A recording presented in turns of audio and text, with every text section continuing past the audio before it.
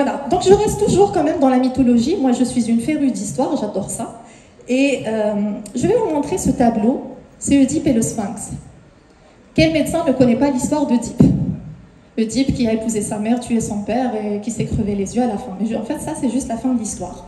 Oedipe, à l'origine, était un héros qui est allé délivrer une cité, c'était Thèbes, des griffes d'un monstre sanguinaire qui était le Sphinx.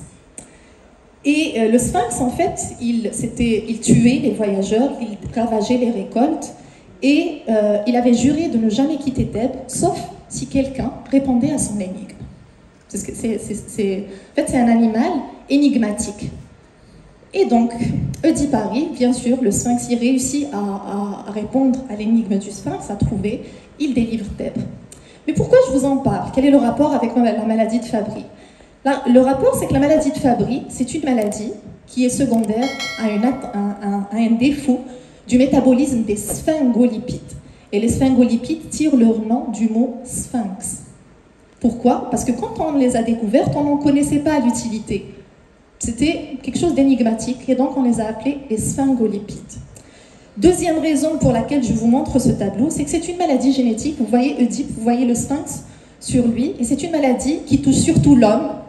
Elle est liée à l'X, mais elle est particulière. Pourquoi? Parce que la femme n'est pas juste ensemble, elle n'est pas juste porteuse saine. La femme aussi peut être malade.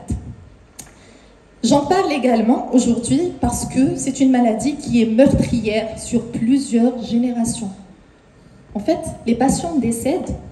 Sur plusieurs générations, vous allez avoir 2, 3 frères qui vont mourir, qui vont faire une mort subite, une insuffisance rénale, une insuffisance cardiaque.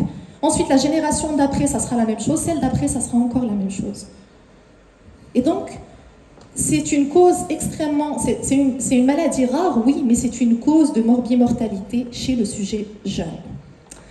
Elle est sous-diagnostiquée, pourquoi? Si j'agrandis un peu cette image et que je vous demande de me décrire, ben, je l'ai dit tout à l'heure, c'est un animal, en fait c'est une chimère. Si je vous demande de me le décrire, vous allez me dire quoi? Si je vous demande de lui donner un nom, vous allez me dire quoi? Est-ce que c'est une femme? Elle a le visage d'une femme, le buste d'une femme. Est-ce que c'est un oiseau? Elle a des ailes. Est-ce que c'est un lion? Elle a le corps d'un lion. Et donc, qu'est-ce que c'est? En fait, la maladie de Fabry, c'est exactement ça. Elle échappe aux cliniciens. Pourquoi? Parce que c'est une maladie qui peut prendre de multiples visages. C'est une maladie vraiment qui a de multiples facettes, qui peut se présenter sous des formes cliniques différentes, et c'est ce qui fait toute la difficulté de son diagnostic.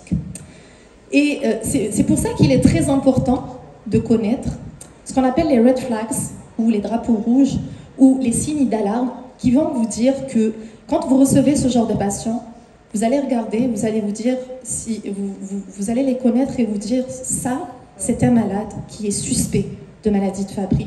Et le professeur Boussalma l'a dit tout à l'heure, on a de la chance parce qu'actuellement, on a des laboratoires pharmaceutiques qui nous aident avec l'analyse génétique et les dosages enzymatiques. Et parmi ces red flags, en fait, le fil conducteur le plus important, c'est l'histoire familiale. Vous recevez un patient qui a perdu plusieurs membres de sa famille d'une insuffisance rénale, insuffisance cardiaque, mort subite. Ça doit tilter dans vos têtes et vous dire non, il se passe quelque chose, c'est pas possible, c'est certainement une maladie génétique qu'on doit aller rechercher. L'histoire familiale est très importante et là, je vous montre, ça c'est un patient qu'on a reçu au service. Et à travers un cas, regardez combien on en a diagnostiqué. Et encore, on est toujours en phase, on continue notre enquête génétique, on en a diagnostiqué 11.